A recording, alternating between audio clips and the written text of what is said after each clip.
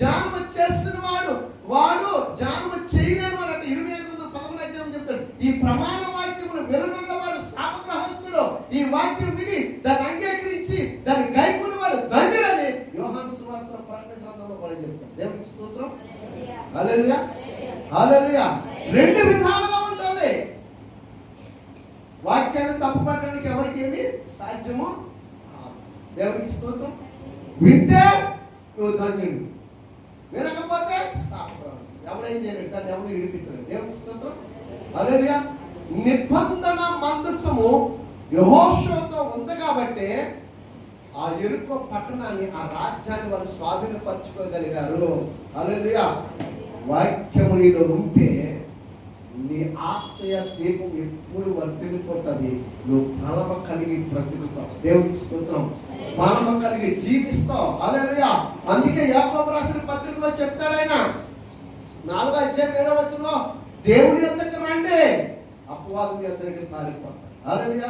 మన దేహంలో ప్రతిదీ పోతట, మన దేహంలో ప్రతిదీ చెడంతా పోతట. ఎబ్రీయులకు రాసిన పత్రిక 4:12-13 చెప్తాడు. దేవుని వాక్యము రెండంచెల ఖడ్గం వంటిది, వాడగలదాయి. మన ప్రాణాత్మ కీలుములు, కండరాలు, గుండెకాయ, ఊపిరి, కిడ్నీలు, తలపులు, ఆలోచనలు దూరించు. ఏం చేస్తున్నారు వాక్యం? మన నరాలకు ఎదిరిపోయి మనలో ఉన్న చిరంతని విభజించినంత మట్టుకు శోధించిందట. అంటే ఏంటి? కడిగేసింది వాక్యం. నేను అరికాల మొదలుకొని నడినెత్తి వరకు, సిరిసి మొదలుకొని సిరిపాలం వరకు కూడా వాక్యం ఏం చేసిందంటే నిన్ను శుద్ధి చేసేసింది. అంటే నీలో మరిడు, మానజ్యం, కాకజ్యం, ఏ చెడ్డది ఏ కీడుది ఏది నీలో ఏలు పడికేయకుండా నేను పరిశుద్ధపరిచింది. హల్లెలూయా. అందుకనే యెహోషువ ఆ యెరికో ప్రాంతం అలాంటిది కాబట్టి, యెరికో పట్టణం అంత భయంకరంగా ఉన్నది కాబట్టి యెహోషువతో దేవుడు చెప్తాడు, యెహోషువ చెప్తాడు ఇశ్రాయేలు ప్రజలకి, మిమ్మల్ని మీరు పరిశుద్ధపరచుకొనుడే. మన దేవుడు యెహోవా పరిశుద్ధుడు కనుక మీరు పరిశుద్ధపరచుకోండి. ఇప్పుడు మన దేవుడు యెహోవా పరిశుద్ధుడు కనుక మనము పరిశుద్ధపరచుకోవాలంటే దేవుని వాక్యం చేత నీవు నేను పరిశుద్ధపరచుకోవాలి. హల్లెలూయా. వాక్యం చేత నీవు నేను పరిశుద్ధపరచుకోవాలి. నీవు నేను పరిశుద్ధంగా ఉండాలి. దేవుడు పరిశుద్ధుడు కనుక నీవు నేను పరిశుద్ధుడిగానే. దేవుని మందసము లేకపోతే, దేవుని వాక్యం నీలో లేకపోతే నువ్వు బలహీనుడివే. ఎందులో కూడా నీకు జయం రాదండి, ఎందులో కూడా విజయం పొందుకోలేదు. నువ్వు అనుకోవచ్చు నేను వెళుతున్న చోటల్లా కార్యం జరిగిపోతుంది, అదంతంత మాత్రమే. దేవునికి స్తోత్రం. ఒకేసారి 2 కాళ్ళు పడుకొని కిందకు లాగుతాడు. చూడు, ఒక పీతట భూమిలో ఉంటుంది. నూతిలో ఉన్నప్పుడు ఆ పీత పైకి వస్తుంటే ఇంకో కొన్ని పీతలు కిందకు లాగుతూ ఉంటాయి. మీకు అర్థమైందా? దాన్ని ఎక్కడము. ఎందుకని? మేము ఉన్నాం కదా, నువ్వు అందులో ఉన్నాం. కానీ దేవుని వాక్యం అలా కాదు. వాక్యము నువ్వు కలిగి ఉంటే, ప్రార్థన నువ్వు కలిగి ఉంటే, ప్రార్థన తండ్రితో నీ సంబంధాన్ని కలిగి చేస్తుంది. వాక్యము అనే దేవుని నీలో ఉండి నీ బలహీనతలన్నీ కలిగి వేసి నేను బలవంతునిగా చేస్తూ, ఆత్మ సంబంధమైన వ్యక్తిగా చేస్తూ, నీ నోటి నుంచి వచ్చే ప్రతి ప్రార్థనకి తగిన ఫలాలు ఫలింపు చేస్తాం. దేవునికి స్తోత్రం. హల్లెలూయా, హల్లెలూయా. ఖచ్చితంగా ప్రార్థన బలిపెట్ట. మన కుటుంబంలో, మన ఇంటిలో, మనలో ప్రతి స్థలముల యందు ప్రార్థన బలిపెట్టి ఉండాలి. ప్రతి సమయం యందు వాక్య జ్ఞానము నీలో వాక్యం ఉండాలి. హల్లెలూయా.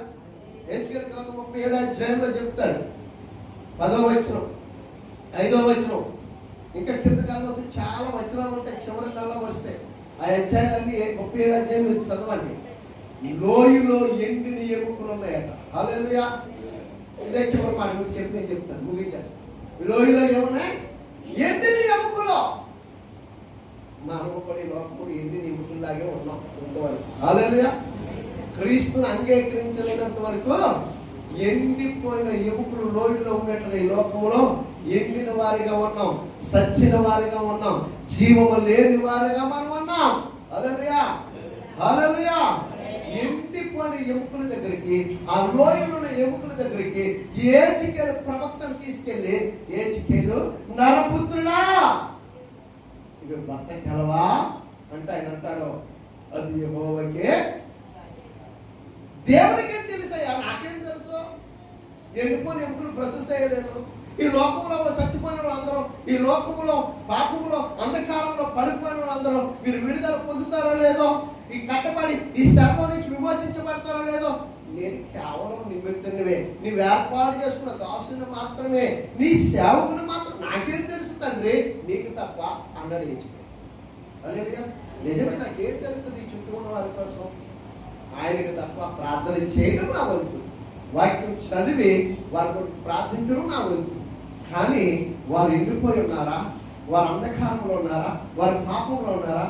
హృదయాలు పరిశోధించేవాడు దేవుడని యెహోవా, ఆత్మలు పరిశోధించేవాడు దేవుడని యెహోవా, వారి నడక వారి ప్రవర్తన చూసేవాడు దేవుడని యెహోవా నేరుగా. మనం ఉంటామా? ఆయన ఆకాశమందున్న దేవుడు, తొంగి చూడగలిగిన శక్తివంతుడు. హల్లెలూయా, హల్లెలూయా, హల్లెలూయా. నాకేం తెలుసు ప్రభువా? అది యెహోవాకే తెలుసు. అయితే ప్రవచనం ఎత్తు అన్నాడు దేవుడికి స్తోత్రం. ఏమన్నాడు? ప్రవచనం ఎత్తు. ఎండిపోయిన ఎముకలకి ఏమొచ్చిందట? క్షీణం వచ్చింది. గడ గడ గడ గడ గడ శబ్దము కలిగి ఒకదానితో ఒకటి నిలబడి, వాటికి మాంసం నరములు కూర్చబడి, మాంసం కూర్చబడి, శర్మం కూర్చబడ్డాడు. హల్లెలూయా. అప్పుడు జీవము కలిగినవై అవి నిలబడ్డాయి. హల్లెలూయా, హల్లెలూయా. మాంసం మనం వెండిపోయినట్టు వారిగా ఉన్నాం, సచ్చిన వారి వలె ఉన్నాం. ఏమి లేదంటే దేవుని జీవ వాక్యము, జీవము మనలో లేదు, ఆత్మ మనలో లేదు. ఎండిపోయిన కట్టి లాంటి మన జీవితాల్లో ఆ 10వ వచనం చెప్తారు, జీవాత్మ వారిలో ప్రవేశించు. హల్లెలూయా, హల్లెలూయా. అప్పుడు జీవము కలిగాయట. దేవునికి స్తోత్రం. జీవము కలిగిన వారిగా ఇక్కడున్న వారందరం ఉన్నాం. హల్లెలూయా. ఇంతకు ముందు లోకములో ఎండిని ఎముకల వలె ఉన్నాం, లోయలో ఉన్నట్టు లోకములో సచ్చిన వారి వలె ఉన్నాం. ఇప్పుడైతే జీవము కలిగిన వారిగా ఉన్నాం. దేవుని బిడ్డల వాక్యం చాలా విలువైనది. వాక్యము మన ధనం పెట్టి ఎంత ధనం దారిపోసినా కొనుక్కోలేము, కానీ దాని విలువ కోర తగిలినంత బంగారం కంటే గొప్పది ఆ వాక్యం విలువ. జీవాత్మ నాలో ప్రవేశించగానే నీలో ఉన్న ప్రతి అవయవం కూడా ఏమైపోతుంది తెలుసా? చిన్న పిల్లడు ఆ పాలు ప్రాయములో తల్లి గర్భంలో చదవచ్చము ఎలాగైతే ఉన్నాయో అవయవులు అలాగైపోతాయి మన అవయాలు. తెలుసా మీకు? అవుతాయవ్వా? తెలుసా చెప్పండి. తెలుసా తెలీదా? నయమోన్, అదే 2వ రాజుల నయమోన్, ఎలీషా ప్రవక్త దగ్గర ఒక చిన్నది చెప్పాడు. అక్కడ ఒక చిన్నది ఒక ఉస్మాన్ ఒక బిడ్డని ఆ రాజు దగ్గర పనిచేస్తున్నట్టే ఒక చిన్నదాయి, ఇదిగో పరాణ ప్రాంతంలో ఒక గొప్ప దైవజనుడు ఉన్నాడు, ఒక గొప్ప దేవుని సేవకుడు ఉన్నాడు. ఒక మాటలో చెప్పాలంటే ఆయనే దేవుడేమో. ఆయన దగ్గరికి వెళ్ళి అందరూ బాగుపడతారు, ఆయన దగ్గరికి వెళ్ళి అందరూ స్వస్థపడతారు, ఆయన దగ్గరికి వెళ్ళి అందరూ ఆ రోగాలు విడుదల పొంది అనేక కార్యాలు చూసి ఆయన ద్వారాగా ఎన్నో మేలు పొందుతున్నారు. రాజుగారు ఆయన దగ్గరికి వెళ్ళదు. రాజు అయితే, సీఎం అయితే, ప్రధానమంత్రి అయితే, నీలో ఉన్న రోగాలు తీయడానికి నీకు ప్రధానమంత్రి తను లేదా నీ సీఎం తను ఈ లోక డాక్టర్లు ఎవరి వల్ల సాధ్యం. కానీ నీ అందరు నిలబెట్టిన రాజు ఉన్నాడు చూసారా? మనందరికీ రాజు. నేను పిఎం అని చెప్పుకుంటున్నాను కదా, నేను సీఎం అని చెప్పుకుంటున్నాను కదా, నేను డాక్టర్ అని చెప్పుకుంటున్నాను కదా, నేను వైద్యం అని చెప్పుకుంటున్నాను కదా. మనందరికి ఒక రాజు ఉన్నాడు. The king, the world king, ప్రపంచానికి రాజు ఆయనే యేసు. ఆయన దగ్గర మాత్రమే నీ రోగానికి విడుదల, నీ రోగానికి మందు. ఎవరికి సాధ్యం కాదు. అక్కడ అందరూ చెప్తారు, అయ్యా రాజుగారు సరే ఏమవుతుంది, ఆ చిన్న పాప మాట్లాడే తప్పే ఉంది, సరే అదగా దేవుడికి స్తోత్రం. హల్లెలూయా. వెంటనే బయలుదేరాడు.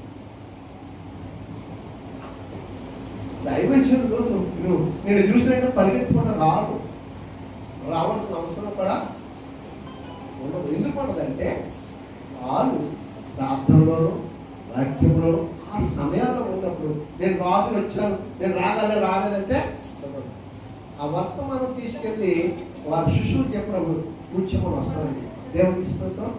హల్లెలూయా. వచ్చాడు, ప్రార్థన అయింది, తండ్రితో సంభాషణ అయిపోయింది. ఆయన వచ్చాడు, వెళ్ళి ఆ నీటిలో మొదలన్నాడు. నేను కోపం వచ్చింది. నేను ఎందుకు వచ్చాను? నేను అసలు నన్ను ఏమనుకున్నాడు ఈయన? అసలు నా పట్ల ఆ ఉద్దేశం ఏంటి? నేను రాజుని కదా, నేను శాసిస్తే ఇక్కడ ఉంటాడా? ఈ రాజ్యం అంతా నా మాట ఉంటుంది కదా, ప్రజలందరూ. నేను ఒక్క మాట శాసిస్తే ఎక్కడ ఉంటాడా? ఏంటి అసలు ఈ ఉద్దేశం? ఎల్లుండి నీటిలో మొదలమంటాడా?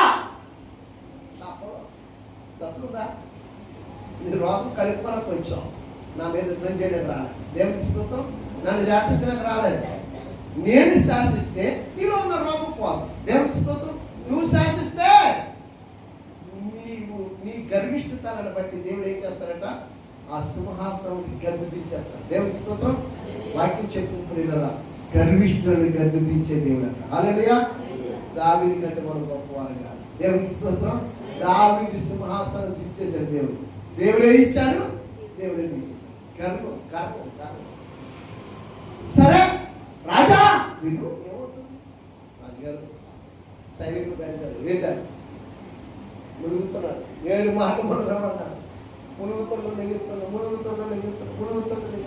ఆయన కోపం రౌద్రం వలె ఉంటుంది. బైబిల్ చెప్తున్న సామెతల గ్రంథంలో రాజు కోపం అంట చాలా రౌద్రంగా ఉంటుంది. అదేవిధంగా సింహం ఉంది కానీ, స్వానక కుక్క ఉంది కానీ, రాజు ముందు ఎవడు ఎదురుపడిన నిలవ నేరలేదు. హల్లెలూయా.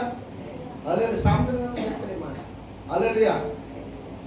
7వసారి మునుగు వేసేటప్పటికి తన అవయములన్నీ కూడా పాలుగా మార్చబడ్డాయి. ఇప్పుడు ఎవరు గొప్పవాడు? రాజు ఏమైపోయాడు? ఎక్కడ సత్తులు పడ్డాడు? ఎక్కడ ఎవరి దగ్గర సాగరపడ్డాడు? భూమాకాశమును సృజించిన సృష్టికర్తకు జీవము కలిగిన దేవుని సేవకులు ఎదుట ప్రియమ్మ ఎవరైనా, నేనైనా, నువ్వైనా అందరమైన పాదాల చెంత రాజు అయినట్టు యేసు క్రీస్తు ప్రభువారి ఎదురు సాగరపడవలసిందే.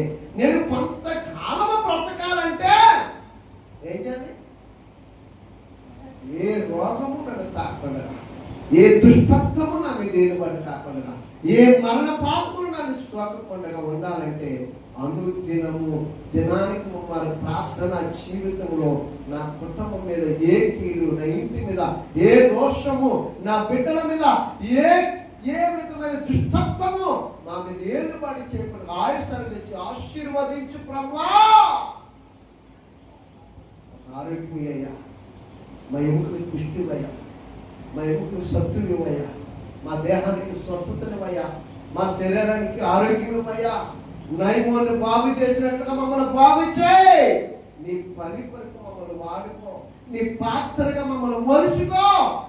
ఆరోగ్యం లేకపోతే కోట్ల ధనం ఉన్నా రాజుగారికి ఏం పదం ఉందండి? ఏమండి నాన్నగారు, రాజుగారికి ఏం పదం ఉంటుందా? రాజుగారికి ఏమైనా పదం ఉంటుందా? ఏం పదం ఉందండి రాజుగారికి? తిన్నాక గతి లేదు. ఇప్పుడు ఏమైపోతుందండి? మన జయ హాస్పిటల్ దగ్గరికి వెళ్ళా, ఒరుగులు అందరూ సోమరా సోమరాలే, బీపీ సోమరు, బీపీ సోమరు, 200 మంది పైగా ఉన్నారండి. ఆశ్చర్యం వేసింది. అందులో మా సేవకులు ఎక్కువ మంది ఉన్నారు. దేవుడికి సేవకులకు వచ్చిందంటే ఒక అర్థం ఉంది. సేవకులకి సేవకులు ఎందుకంటే ఎక్కువ శాతం ఉపవాసాలు చేస్తారు కాబట్టి వారికి సరైన ఆహార పదార్థాలు అందక, సరైన సహకారం లేక ఇబ్బంది పడడం వల్ల వాళ్ళకి వచ్చేస్తుంది. వాళ్ళకు ఉన్న సంఘం కట్టే విషయంలో, సంఘ బిడ్డలు బలపరిచే విషయంలో, సంఘాన్ని ఎలా బలోపేతం చేసే విషయంలో, దేవుడి పరిచయంలో ఎలా సంఘం తయారు చేసే విషయంలో రకరకాల ఆలోచనలు సంఘం పట్ల వాళ్ళు కలిగిన దాన్ని బట్టి వాళ్ళకి అయ్యి బలహీనతలని సాధ్యమైనంత వరకు ఎక్కువ ఉపవాసాలు చేస్తారు. 40 రోజులు ఉపవాసాలు చేయడం, సంవత్సరం 2 సార్లు 3 సార్లు చేసే వాళ్ళు ఉన్నారు. దేవుడికి స్తోత్రం. హల్లెలూయా. ఆ విధంగా సేవలు చాలా మందికి వచ్చేసాయి. అలా బయట వాళ్ళు కూడా ఒక జయ హాస్పిటల్ వాళ్ళే ఉన్నారు. ఖాళీ లేదు. ఆవిడ వచ్చి చెప్తుంది ఏది తినకూడదు, ఏది తినవచ్చు. మరి నైమన్ రాజుగారు ఏది తినడం, ఏది తినకూడదు ఆయన కూడా దేవుడికి స్తోత్రం. రాజుగారికి పదవే ఉందండి, ఆరోగ్యం బాగలేకపోతే ఏమి, ఎంత ధనము, కోట్లు కోట్లు కోట్లు, ఏంటి బంగారు ధనం, నాణ్యాలు, ఉంటున్న వైడీరేలు, వెలగలు, రాళ్ళు ఎన్నున్నా చూడడం తప్ప నీరు తాగబట్టడమే. ఆ నీరు ఊపిరి నుంచే మనం ఉన్న జపశక్తి నుంచేమో బతకడం, లేకపోతే ఎదుర్కొనం. హల్లెలూయా, దేవుడికి స్తోత్రం.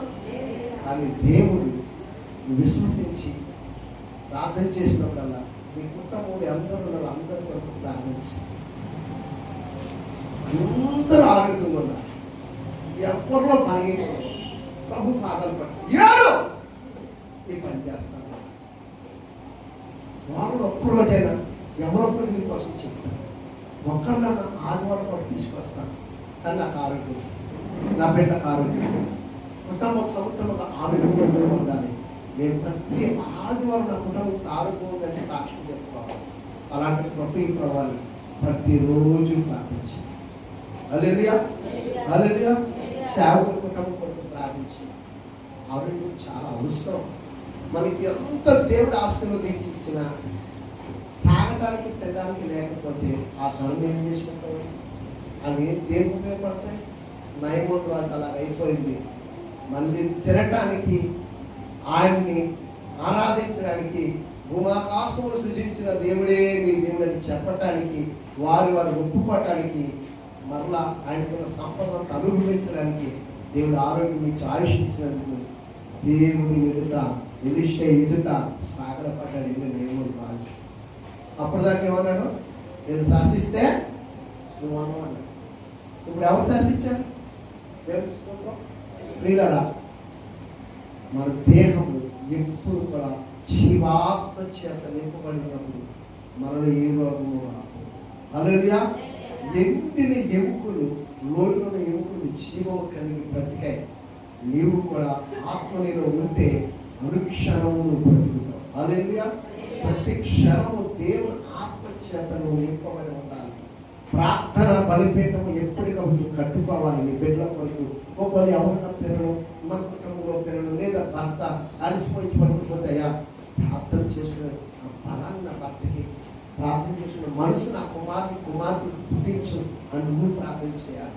ప్రార్థన బలిపీఠం ఈ ఇంట్లో ఎక్కడ పడిపోకూడదయా, ఎవరిలో కూడా ఆ ప్రార్థన బలిపీఠం విరిగిపోకూడదు ప్రభా. ప్రార్థన బలిపీఠ సంబంధం నీతో సంబంధాన్ని కోల్పోకూడదు ప్రభాని ప్రార్థన చేయాలి. అలాగే వాక్యం చదవాలి, మందసం ఉండాలి మన ఇంట్లో. నువ్వు ఎక్కడికి దేవుడు మందసాన్ని మోసుకొని భుజస్కంధాల మీద పెట్టుకొని మోసుకొని వెళ్ళిపోవాలి. దేవుడి మందసం, ఆ మందసము నీతో ఉన్నంత కాలము నీకు చేయమే.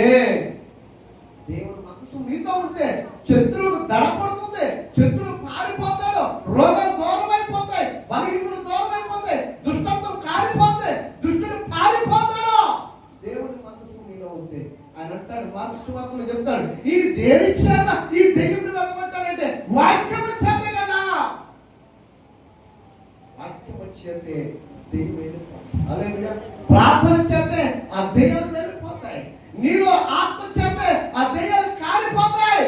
జీవాత్మ నీలో ఉంటే ఎప్పుడు ఆరోగ్యవంతంగా ఉంటాం. నీలో నుంచి అనేకమైన కార్యాలు దేవుడు ఈ మూడు ఖచ్చితంగా మనం కలిగి ఉంటాం. రక్షణ పొందిన ప్రతి ఒక్కరు ఒకవేళ పొందలేనిలో ఉన్నా సరే వీటి కోసం ప్రయాసపడితే దేవుని ఆత్మ, ఆ ప్రార్థన సంబంధం, దేవుని యొక్క వాక్య సంబంధం, దేవుడితో సంబంధాన్ని దేవుడు వారికి దయచేస్తాడు. అట్టి కృప దేవుడు మనందరికీ దయచేసి ఆశీర్వదించి దీవించుగాక. ఆమేన్ ఆమేన్ ఆమేన్ ఆమేన్.